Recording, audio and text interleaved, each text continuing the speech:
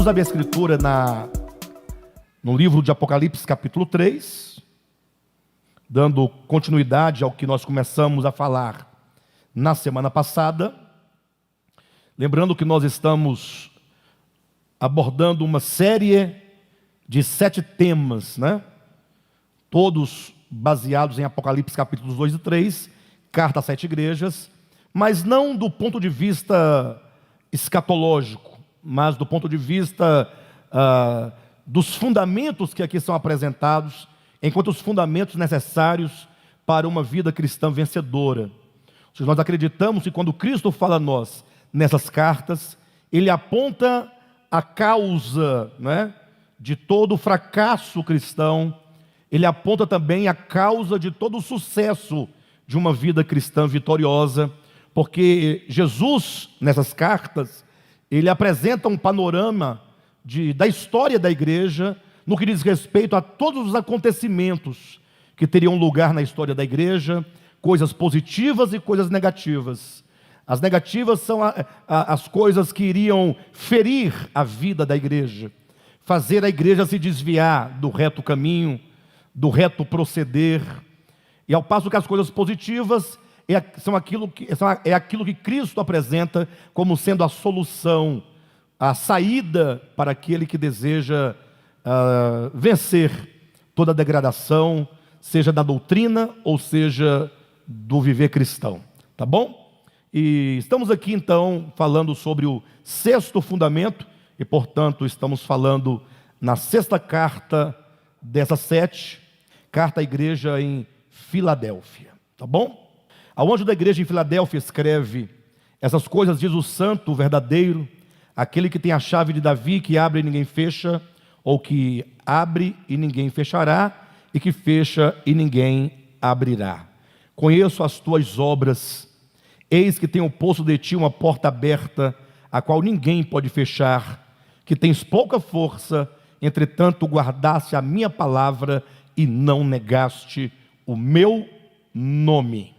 Amados, semana passada nós começamos a falar sobre essa carta, e o tema que nós demos a essa carta, ou a essa mensagem é: amar os irmãos, guardar a palavra e não negar o nome. Ou seja, esses 3 pontos são apresentados nessa carta à igreja em Filadélfia. Ou seja, essa carta ela não apresenta nenhum problema, nenhum desvio, nenhuma corrupção, nenhum adulteramento na parte da doutrina da igreja. Pelo contrário, a igreja em Filadélfia, ela é o retrato de uma igreja sadia. Filadélfia é o retrato de uma igreja cujos membros, cujos irmãos, eles têm uma vida adequada de acordo com a vontade de Deus. Portanto, poderíamos dizer que essa carta à igreja em Filadélfia, ela fala da identidade de um cristão vencedor. E são 3 as características nesta carta de um cristão vencedor. Imagine só que se nós perguntássemos aos irmãos qual é a característica de um cristão ou de um crente, aí as pessoas dirão uma série de características, né? E talvez, eu imagino, poucas pessoas responderiam o que de fato caracteriza um cristão autêntico, que tem uma vida cristã autêntica. Imagine só falar que uma vida cristã autêntica, ou um cristão cuja vida espiritual seja autêntica, é primeiramente amar os irmãos. Jesus mesmo disse numa ocasião, no Evangelho de João, que no momento em que nós nos amarmos uns aos outros, o mundo saberá que nós somos discípulos de Cristo. Então ele é colocado o amor como sendo uma marca, uma característica primordial do cristão. Não entenda cristão como alguém da religião do cristianismo. A palavra cristão, quando surge, ou quando surgiu pela primeira vez, surgiu em Antioquia. E não foram os crentes que se autodenominaram cristãos. Disseram: nós somos cristãos, essa é a nossa denominação, esse é o nome da igreja. Nada disso. É dito que as pessoas da cidade de Antioquia, quando viram o comportamento dos cristãos, quando perceberam que eles tinham uma certa relação e uma identidade no viver semelhante ao viver de Cristo, Então logo eles chamaram aqueles irmãos de cristãos. Ou seja, foram pessoas de fora que viram nos crentes o Espírito de Cristo. Então, assim como era Cristo, assim eram também os irmãos em Antioquia, a ponto de as pessoas de fora, que não são da igreja, passarem a chamá-los de cristãos. A palavra cristão vem de Cristo. Portanto, um cristão é aquele cujo viver se aproxima, se assemelha ao viver e à vida do próprio Cristo. Portanto, o amor é uma marca. Como nós dissemos na semana passada, o próprio tema da carta, Carta à Igreja Filadélfia, a palavra Filadélfia significa amor fraternal, amor fraterno, amor aos irmãos, amor dos irmãos. Ou seja, logo no título você vê a primeira marca. Mas não eram apenas irmãos que se amavam uns aos outros. Falamos aqui na semana passada que esse amor aos irmãos, nós vimos aqui o conceito de amor. Porque quando fala de amar o outro, amar o inimigo, parece que é pedir algo fora da possibilidade, algo como que utópico. E eu roguei aos irmãos dizendo que nós jamais devemos pensar no amor enquanto uma utopia. Inclusive, após a reunião, eu conversando com alguns irmãos, eu percebi que não raras vezes nós damos muito mais crédito à mentira da serpente do que à própria palavra de Deus. Ou seja, Deus disse, ou melhor, Deus fez você para amar. O alvo da vida humana, da existência humana, o objetivo final é que o homem ame, seja uma expressão do amor de Deus, seja uma extensão do amor de Deus, um canal por onde o amor de Deus alcance a todos. Então, se Deus te fez para amar, e quando Ele te criou, quando Ele criou a cada um de nós, Ele nos supriu com o elemento divino, Ele sopra para dentro do homem o seu próprio espírito. Então, você é completamente capaz de amar a todos, e a tudo e a todos, porque você foi gerado pelo Espírito Divino. Porque a capacidade de amar é o próprio Deus, que é amor dentro de você. Agora, o problema é que o pecado, que é engano, que é ilusão, acaba nos levando a considerar a mentira em lugar da verdade. Quando você diz assim, eu não sou capaz de amar os irmãos, eu não sou capaz de amar os inimigos, ou quando você diz que o outro não é capaz, ou quando você diz assim, isso é quase que impossível, você está repetindo um discurso da serpente, o discurso da mentira. A despeito de qualquer circunstância, você precisa sempre confessar a palavra de Deus. Deus me fez para amar. Deus sabe o que faz. Ele me capacitou com o seu espírito, com a sua própria essência, e portanto a verdade mais verdadeira e absoluta e real é que você é capaz de amar. Agora, estamos dentro de um processo, isso é verdade. O fato de nós estarmos no processo, termos dificuldades e estarmos ainda em crescimento, não significa nem que é uma utopia, nem que é impossível. Pelo contrário, significa que o Senhor está nos curando, o Senhor está nos transformando, o Senhor está modificando o nosso coração, tirando o coração de pedra, colocando um coração de carne. O Senhor está gerando em nós uma nova consciência, uma nova percepção acerca de Deus, acerca do mundo criado, acerca de mim mesmo, acerca do outro.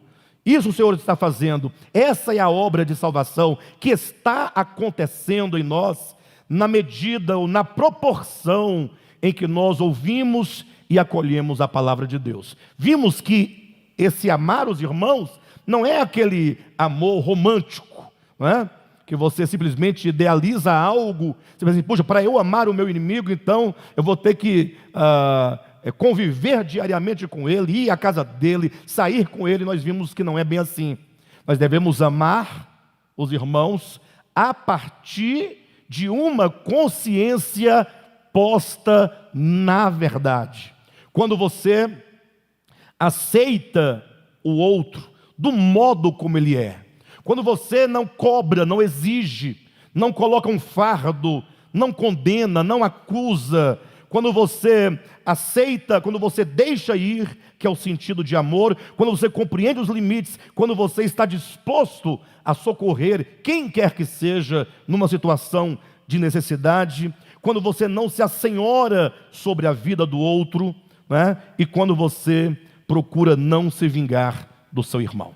Essa é a primeira característica de um cristão vencedor. Saiba que nem eu, nem você e nem ninguém jamais será um cristão vencedor se nós não tocarmos esse amor divino que já nos foi dado.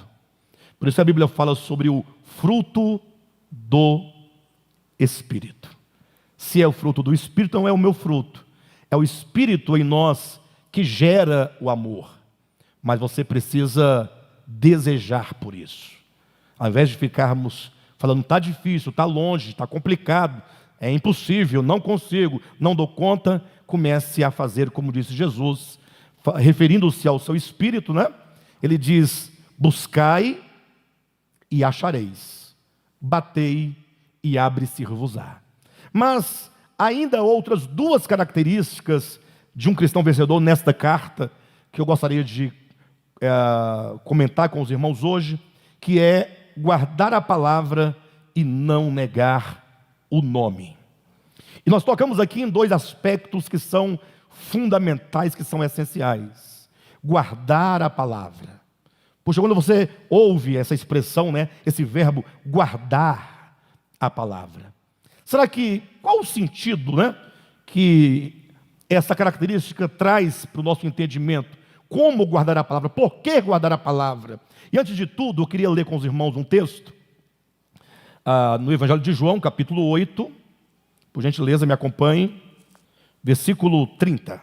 Eu li com os irmãos já esse texto recentemente, mas quero lê-lo novamente. João, Evangelho, capítulo 8, versículos 30 e 31, que dizem assim: ditas essas coisas, muitos creram nele. E aqui, portanto, nós temos aqui uma ideia muito geral, porque imagine vocês que, havendo Jesus falado essas palavras, que estão aqui acima, é dito que muitos creram nele, e é um fato evidente de que hoje muitos também creem em Jesus, ou seja, estamos aqui no âmbito pragmático das experiências humanas coletivas. Quando vocês olham para mim, falam assim, poxa, Alexandre, crer em Jesus, isso porque eu estou constantemente lidando com a Escritura, pregando, então certamente eu devo crer, né? Vocês também certamente creem em Jesus. E quando então diz a Escritura que muitos creram, certamente deve ter tido alguma evidência externa, alguma manifestação dessas pessoas, para que João pudesse naquele momento perceber que muitos diziam crer, afirmavam crer em Jesus. Agora entenda uma coisa, quando a pessoa diz, olha, eu creio em Jesus, eu creio nas palavras de Jesus, eu creio nos ensinamentos de Jesus, eu creio em Cristo Jesus enquanto aquele que veio e viveu uma vida reta e se tornou Ele próprio o caminho para todos aqueles que querem voltar ao Pai. Lembre-se que esse pensamento, essa ideia é algo muito grave. É preciso que nós reflitamos sobre quando nós falamos que cremos. Pastor, mas eu creio e acabou. Você não vai colocar dúvida no meu crer. O próprio Jesus, certa ocasião, ele contou duas parábolas para ilustrar essa situação, para poder mostrar às pessoas que diziam ser discípulas de Cristo. Jesus diz assim, então, qual é o homem, atenção nessas palavras de Cristo, que se propondo a construir uma torre, primeiramente ele não se assenta para fazer os cálculos, para saber se tem os meios de concluir aquela obra, para não acontecer que, tendo ele começado a construir a torre, ele não tenha os meios de concluí-la, ele deixa a obra pela metade, e as pessoas vendo uma obra inacabada, digam, este homem começou a construir uma torre e não a concluiu. e as pessoas passam a zombar deles. Jesus disse uma outra parábola em seguida. Ou, qual é o rei que indo a uma batalha, batalhar contra um outro reino, tendo ele aqui uma quantidade de soldados, ele primeiramente não analisa se ele tem os meios, os recursos para vencer aquela batalha, para não acontecer que, estando o outro ainda em meio ao caminho, esse daqui manda uma mensagem pedindo paz, porque não vai suportar aquela batalha, porque descobriu no meio que não daria conta de vencer os seus inimigos. Jesus conta essas parábolas para dizer, quando você fala assim, eu quero o Evangelho, eu recebo o Evangelho, eu vou seguir o Evangelho, você possa primeiramente falar assim, será que eu estou claro do que é mesmo, do que é de fato o Evangelho? Ou seja, o Evangelho, o que ele requer de nós? Não pense você que o Evangelho é simplesmente você ter uma religião. O Evangelho não tem nenhuma relação com nenhuma religião, absolutamente. O Evangelho é um modo de viver. O Evangelho é uma visão celestial. O Evangelho é um coração que está disposto a viver a vontade de Deus. Mas não é um Evangelho no sentido de ficar apenas te pedindo e cobrando coisas. O Evangelho é o poder de Deus para a transformação, para a salvação de todo aquele que exerce fé no Evangelho. Saiba, o Evangelho, ele vai mudar a sua vida. Ele vai alterar toda a sua vida. Mas não é uma mudança, uma alteração que se dá esteticamente, exteriormente, em usos e costumes. Se você usa tatuagem ou você não usa tatuagem, se você pinta unha, se você... nada disso. Ele vai tratar com o coração, com a alma, como desde o Antigo Testamento já havia dito acerca do Evangelho. Ele, Deus, vos dará um novo coração, uma nova mente, uma nova percepção, um olhar divino sobre o mundo, sobre as coisas, para que nós tenhamos um viver como este. Então, quando João diz aqui, no seu Evangelho, capítulo 8, versículo 31 ou 30, ditas estas coisas, muitos creram nele, olha só a intervenção de Jesus no versículo 31. Disse, pois, Jesus aos judeus que haviam crido nele, 2 pontos. Olha o peso do que está escrito. Vamos lá? Versículo 30. Ditas essas coisas, muitos creram nele. Então imagine só o povo, oh, aleluia, glória a Deus, cremos nessa palavra, essa palavra é a verdade. Aí olha o texto, disse, pois, tem um pois aí ou não tem? Esse pois, ele é muito significativo, é ele que gera o contraste entre o que foi dito e o que será dito. Muitos creram, não é algo bacana? Oh, maravilha, muitos creram. Quanto mais pessoas crendo, melhor. Entretanto, vendo Jesus, essa manifestação, essa efusão de emoções diante do que foi dito ou do que foi ouvido, frente à mensagem pregada, ele disse, pois, aos judeus que haviam crido nele: se vós permanecerdes na minha palavra. Olha que coisa mais interessante. Não sei se vocês já observaram, mas quando você lê os evangelhos, você não vai ver Jesus discutindo nenhum tipo de doutrina. Com ele as coisas são tudo muito simples. Não tem como você ler os evangelhos e ficar perguntando se Jesus era calvinista ou arminiano. Não tem isso. Não tem esse negócio de você... Mas Jesus, e o que o senhor quer dizer com isso? Não, é tudo muito simples. Ele falou, olha, para entrar na vida, você vai ter que passar por uma porta. Essa porta, ela é estreita. O caminho que conduz à vida é um caminho estreito. Isso é simples ou é complicado? Ah, mas é porque, o que ele quer dizer com reino, com vida? Só existe vida e morte. Morte eterna, vida eterna. Então, para viver eternamente, desfrutar eternamente da vida, você vai ter que caminhar um caminho que é estreito, entrar por uma porta que é estreita. Tudo é muito simples, Ele diz, olha, o reino de Deus é tomado por esforço. Não um esforço carnal, de leis humanas, de mandamentos carnais, de obras rituais, nada disso. Mas é o esforço da luta que acontece diariamente entre a carne e o espírito. Ou vocês não têm luta interior? Paulo diz que há uma guerra renhida sendo travada dentro de nós. Carne e espírito lutam, militam um contra o outro. Alguém tem que vencer, alguém será derrotado. E essa luta interior, a luta que acontece na consciência, no coração, é um diálogo constante de vozes interiores, querendo te levar para um lado ou para o outro. Ele fala assim, olha, você vai ter que tomar decisões tão dramáticas na sua vida, que seria mais ou menos assim: se o teu olho direito te faz pecar, arranca-o, porque é melhor entrar na vida com um olho só, do que você entrar para a morte eterna com os seus dois olhos. Se a sua mão direita te faz pecar, arranca, corta a sua mão, que é melhor entrar com apenas uma mão na vida, no reino, a não entrar de jeito nenhum.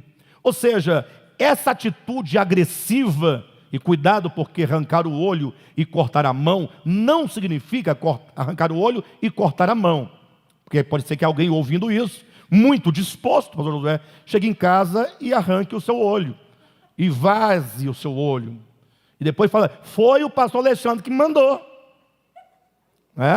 Simplesmente quando diz arranca o teu olho, quer dizer, você vai ter que ter uma disposição de ir de encontro aos seus próprios prazeres. Você vai ter que, na medida que você vai se conhecendo, você vai se percebendo mal, perverso, mesquinho.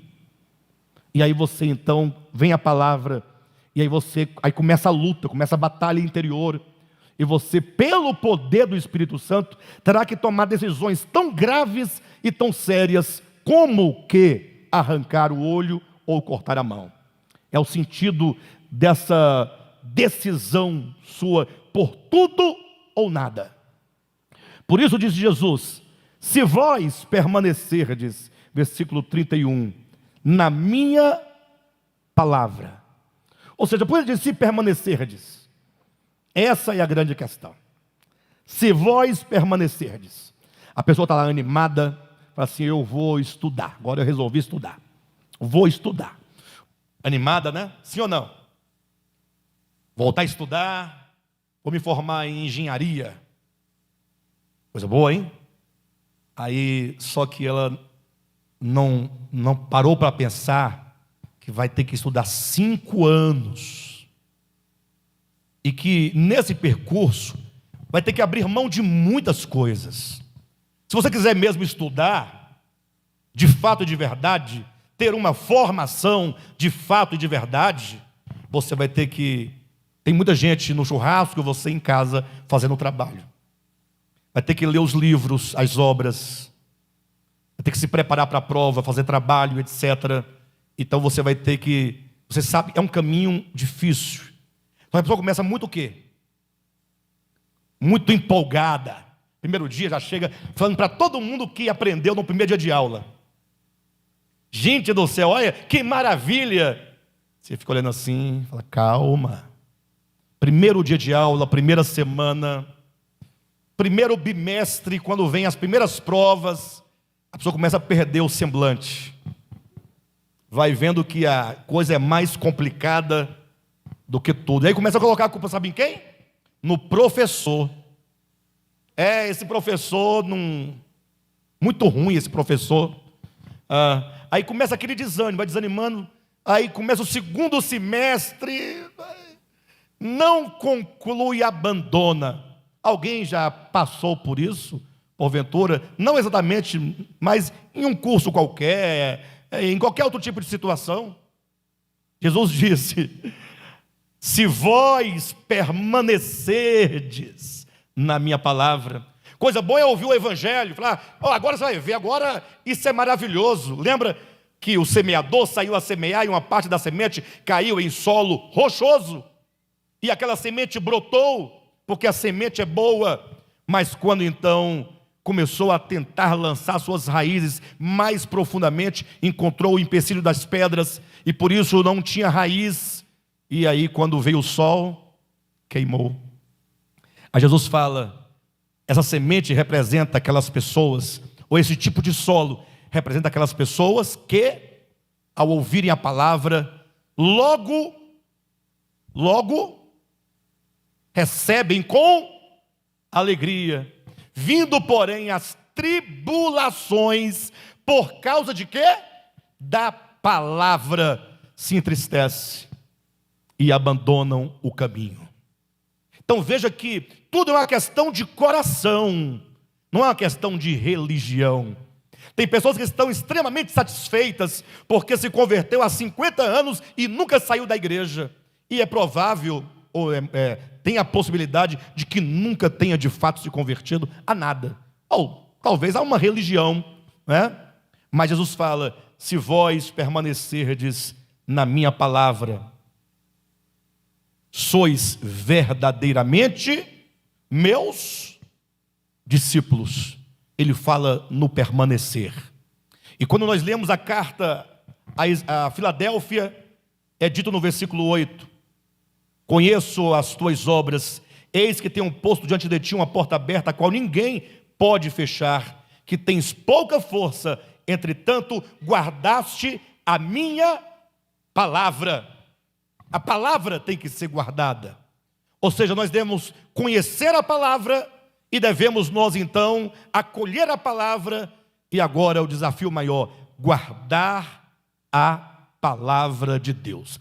Quando nós falamos de palavra de Deus, preciso que todos vocês prestem muita atenção nesse detalhe. Quando se fala de palavra de Deus, geralmente há uma confusão generalizada.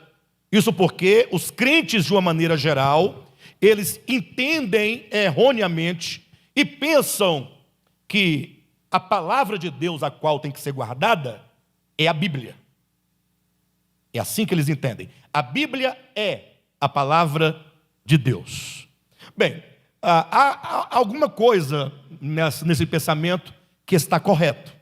Em que sentido? No sentido de que a Bíblia, por ser um livro inspirado, ela traz, não raras vezes, o falar de Deus, enquanto palavra pronunciada e ditas por Deus mediante profetas, mediante os apóstolos e assim sucessivamente. Então há algo de verdadeiro nisso, porém há uma diferença muito grande entre a Bíblia e a própria palavra de Deus. Isso porque a própria Bíblia é que nos ensina que a palavra de Deus é uma pessoa, é o próprio Cristo. Cristo é o verbo de Deus, ele é a palavra de Deus, é a palavra viva. Mas os cristãos confundem, não raras vezes, com a Bíblia, pelo fato de a Bíblia conter, não raras vezes, o falar divino. Deus falou a Moisés, Deus falou aos profetas, e Deus falou, e Ele falou, e toda vez que você lê, está dito que Deus disse dessa maneira. Mas entenda uma coisa, olhem para mim, e veja que diferença crucial. Quantas vezes Deus disse algo na Bíblia, e depois Ele mudou o falar? Quantas vezes? Uma vez? Nenhuma vez? Ou muitas vezes? Não faz ideia. A sua resposta é inteligentíssima. A melhor coisa é não sei, não tenho a mínima ideia. Ora, você vai encontrar na Escritura Deus orientando o povo de Israel, não raras vezes, em circunstâncias do tempo em que o povo de Israel viveu. E, portanto, naquele tempo, aquela orientação era cabível em razão do tempo em que eles viviam, da cultura, do entendimento, do conhecimento. Entretanto, o tempo vai passando, e então lá na frente, Deus então diz, agora eu vou dizer de um modo diferente. Deus mudou? Não. É que Deus vai acompanhando o homem ao longo do tempo, como um pai que pega na mão da criança E na medida em que a criança vai crescendo, o pai vai ensinando. Chegou um ponto que o pai fala: sabe aquele dia que eu falei para você daquele modo?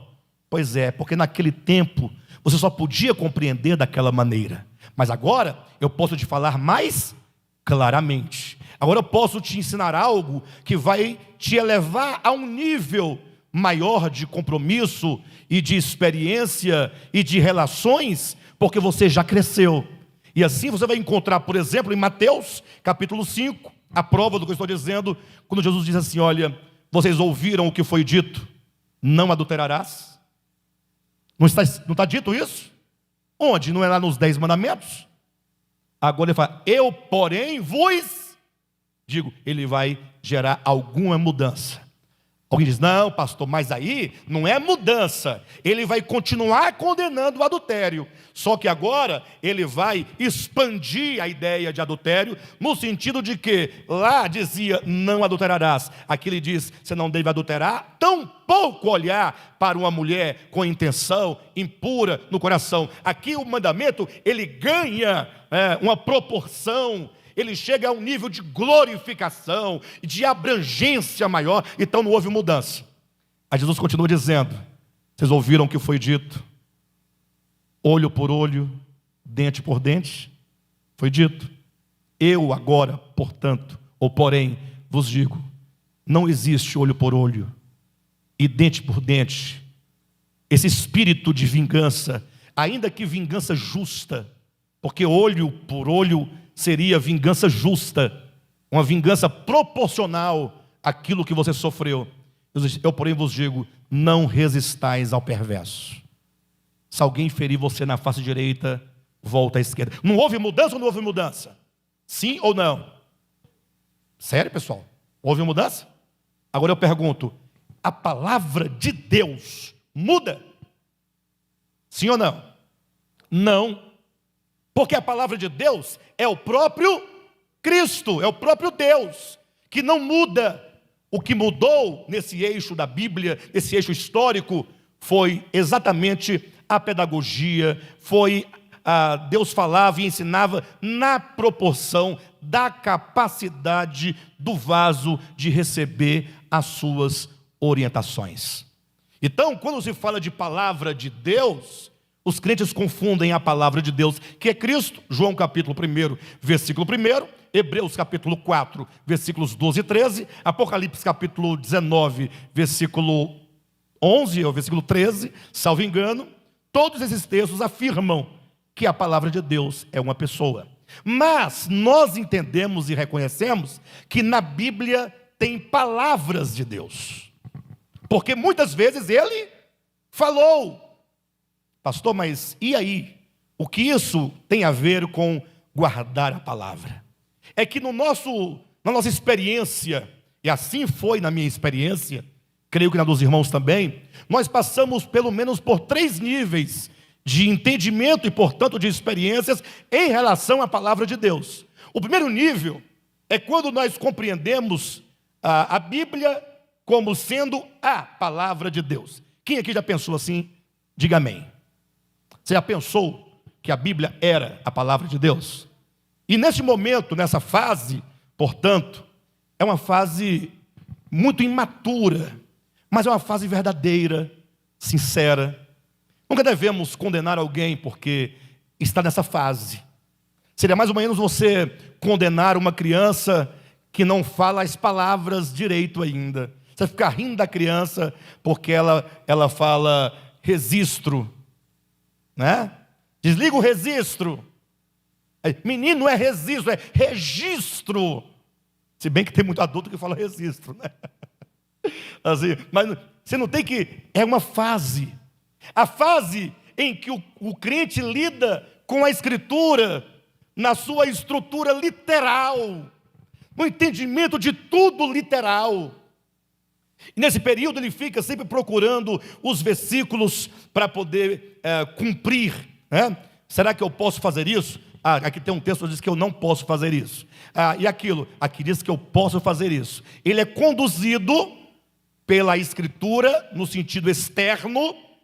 Ele tem todos os textos lidos, quando não for parábolas nem profecia, mas lidos literalmente e, portanto, ele tem uma relação de uma obediência externa a qualquer tipo de mandamento, a qualquer tipo de ensinamento bíblico. É uma fase que todos nós certamente passamos, e nessa fase a pessoa pensa assim: poxa, eu guardo a palavra. Inclusive, tem até um zelo extremado pelo próprio livro, né? Eu me recordo que a minha mãe não deixava nós colocarmos uma nota de dinheiro dentro da Bíblia. Não podia, porque é pecado. Ou seja, não vejo razão para não colocar, e nem razão para colocar. Mas o entendimento é que isso aqui é santo. Não, santo ou santas são as palavras pronunciadas, ou seja, palavras que não são profanas. Mas uma fase muito boa, porque uma fase de muita sinceridade. Mas logo nós caminhamos para um próximo passo, se bem que é um passo muito difícil e doloroso de se dar.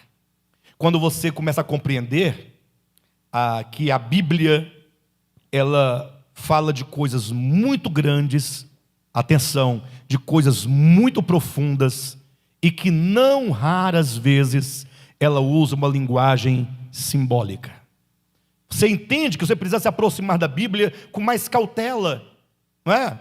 Com mais calma, e procurar refletir melhor o seu entendimento, para que você não fique pensando, né, que porventura as coisas são do modo como estão escritas. Mas pastor, e não é do modo como está escrito? Lógico que não. Por exemplo, imagina você, pensa comigo, havia uma árvore no meio do jardim chamada árvore do conhecimento do bem e do mal. Havia outra chamada árvore da vida. Então, a pergunta simples: será que existe uma árvore chamada árvore da vida? Ou será que quando a Bíblia fala de duas árvores, ela fala de dois princípios? Essa é a pergunta. Porque se você acha que tem uma árvore cujo fruto dá vida ao homem, então você vai ter que concordar que tem Deus dá vida ao homem e tem uma árvore que, não sendo Deus, também dá vida ao homem. Ou que Deus ficasse brincando de pegar a vida divina dele e esconder dentro de um fruto. E o pior, tem pessoas que dizem que foi arrebatada ao céu. Eu já ouvi dezenas de vezes isso. E chegando lá, a pessoa diz: eu vi a árvore da vida. E eu ia comendo fruto, ó. Quando eu peguei no fruto, o Senhor me devolveu a terra. Tem disso.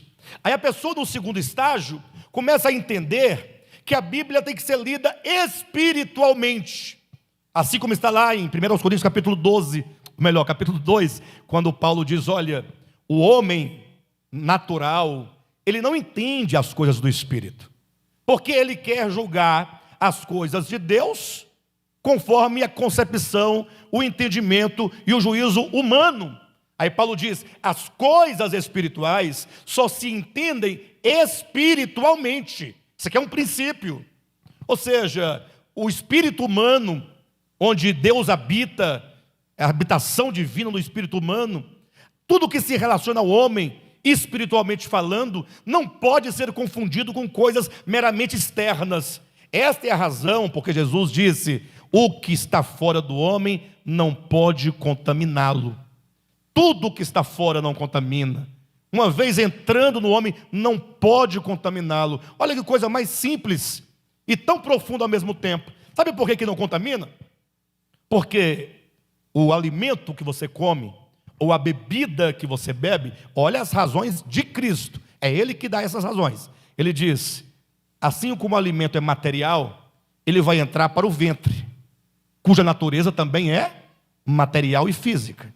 Então, alimento físico com intestino, com o estômago, dá tudo certo, tem a mesma natureza.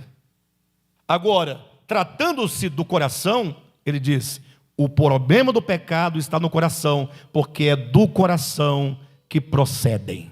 Então ele separa coisas espirituais de coisas materiais. Mas quem chega a esse estágio de começar a entender que a leitura precisa ser de uma leitura mais apurada, uma leitura que seja compreendida espiritualmente, que tem muita figura, já está num estágio superior ao primeiro. Porém, ainda não é esse o estágio daqueles que guardam a palavra.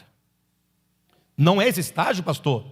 Nós aqui do ministério entendemos, né, a Bíblia de uma maneira muito, como eu posso dizer, simbólica, né? Estamos sempre traduzindo o sentido para encontrar as relações orgânicas. Mas entenda, quando eu aqui prego, por exemplo, e eu apresento, portanto, o sentido espiritual daquilo que na Bíblia é colocado, escrita literalmente, tem uma escrita, né, com seus símbolos, e nós abstraímos o significado, você diz, puxa, agora eu sei a verdade. O livro Nascidamente, são 198 páginas, vai apresentar para os irmãos os temas, tudo nessa visão fora dos invólucros. Por exemplo, salvo engano, o capítulo 10, ou é o capítulo 10, é o capítulo 9, eu falo sobre a marca do anticristo e o selo de Deus. Pensa numa coisa gloriosa, será quando os irmãos lerem esse capítulo, assim, puxa, agora eu entendi o que é o selo do anticristo. E agora eu entendi o que é o selo de Deus. Vocês vão ficar assim deslumbrados, impactados. Imagine quando os irmãos lerem o capítulo sobre a manifestação dos filhos de Deus. Fala sobre a parousia de Cristo, fala sobre a manifestação de Deus por meio do seu corpo, da sua igreja. Vão ficar deslumbrados. Aí eles vão se deparar com o segundo estágio. É o estágio quando você agora faz uma leitura da Escritura, agora buscando conhecer e entender o seu sentido espiritual. Mas até agora você apenas entende. O problema é que existe mais um passo para aqueles que guardam a palavra de Deus. Porque guardar a palavra não é uma questão agora mais do entendimento, mas é uma coisa do coração. Guardar algo no coração só se pode fazer se você amar. Amar a palavra. E amar a palavra é amar a Cristo. Independentemente do nível de entendimento que você tem. É quando você chega no entendimento, agora da palavra Espírito, da palavra o verbo, o Cristo de Deus, enquanto a palavra. Quando você agora, na medida que você conhece e entende na mente, no intelecto, acerca de Cristo, agora você guarda aquilo no seu coração. Eu creio que esse ponto é o ponto mais alto, e por ser o ponto mais alto, talvez seja o ponto de maior dificuldade de todos nós. Porque nós defendemos muitas coisas, mas nós não amamos tudo o que defendemos. Às vezes defendemos um certo ponto de vista, até mesmo pelo embate teológico, para você poder demonstrar aos outros que você tem a melhor compreensão do tema tal, que você encontrou uma chave, uma solução. Mas a palavra, antes de ser algo a ser exposto, a palavra é para ser guardada.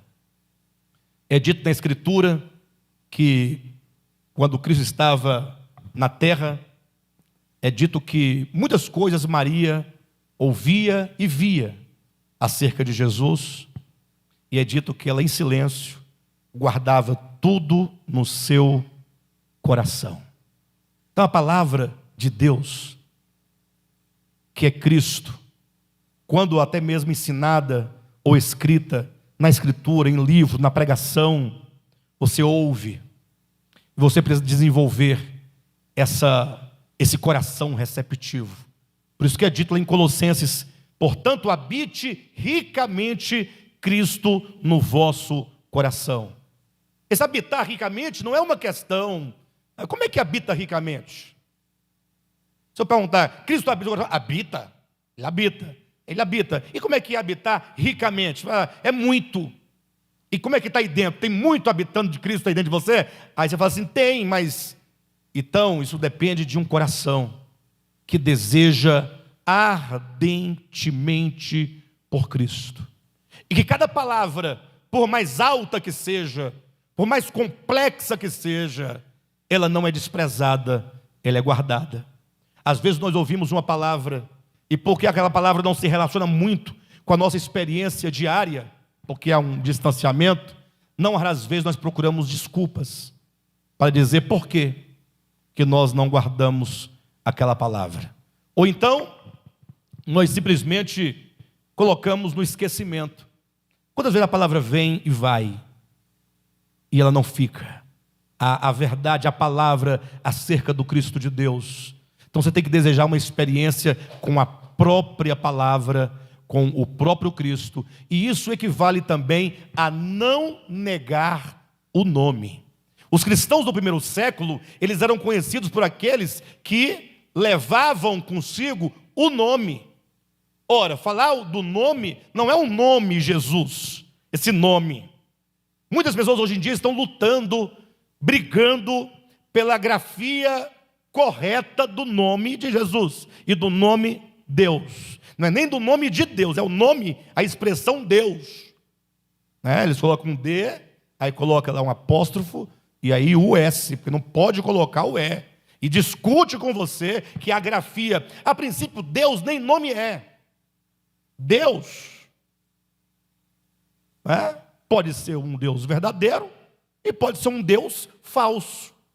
Por isso há os falsos deuses. Mas as pessoas estão lutando e disputando e discutindo a grafia correta do nome de Jesus, ou a pronúncia correta desses nomes. Outros pensam que porque eles oram, e no final diz, nós pedimos, ó Pai, a Ti, em o nome de Jesus. Eles acham que agora está resolvido. Que esse fecho da oração, com essa estrutura, com essa fórmula em nome de Jesus, eles pensam que agora eles têm a chancela divina. Porque eu disse em nome de Jesus. Alguém orou, não disse, você não disse em nome de Jesus, no final, a sua oração não serviu para nada. Muita gente pensa dessa maneira. Mas quando Jesus fala em meu nome, você quer ver uma coisa? Quando alguém fala com uma outra pessoa no nome de outra, de duas uma, ou ele fala a verdade, certo? Ou seja, aquela pessoa diz, olha, faça isso por gentileza, e você pode usar o meu nome, a minha autoridade, a minha influência. Pode ser verdadeiro. Ou a pessoa pode estar mentindo. Se ela está mentindo, estiver enganando, isso é engodo. Então, está fora.